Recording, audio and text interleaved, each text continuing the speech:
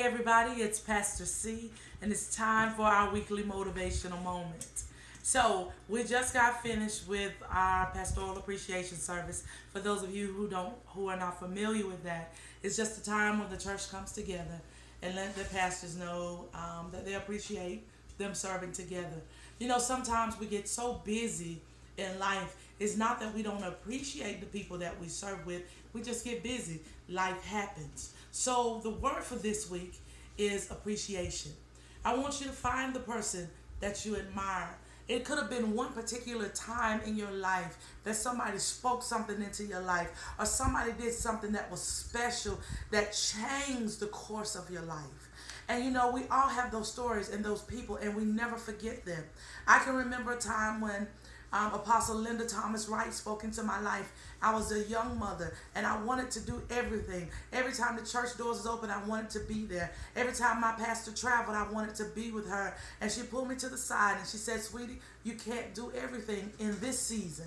I didn't really understand it at that time, but I really appreciate that. And I've told her time and time again, every time I see her, I tell her I'm grateful for the seed that she planted in my life, because that was the foundation of me putting my children were in the rightful place in my life, that nothing else would come before the well-being of my children. But that was just a season.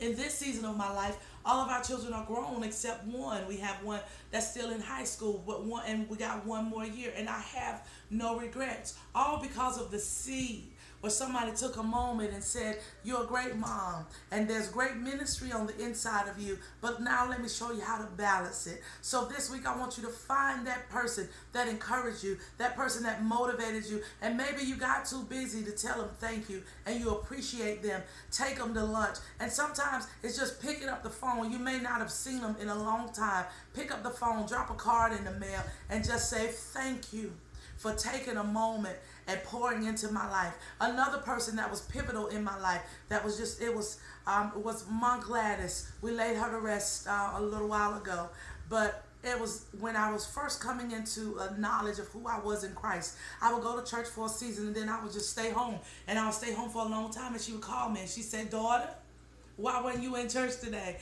And I would be mean and I said, "You ain't none of my pastor. I don't have to tell you why I wasn't in church." And I was sassy and all that, but she loved me with the love of God, and I was her assignment. And if I stopped answering the phone, she would come to the house and she would check on me and she would come and get me. And at this season in my life, I would not be who I am in Christ if I was not Gladys's assignment. And I told her while she was living that I loved her and I appreciate her. And so this week, I want you to find that person, and I want you to let them know.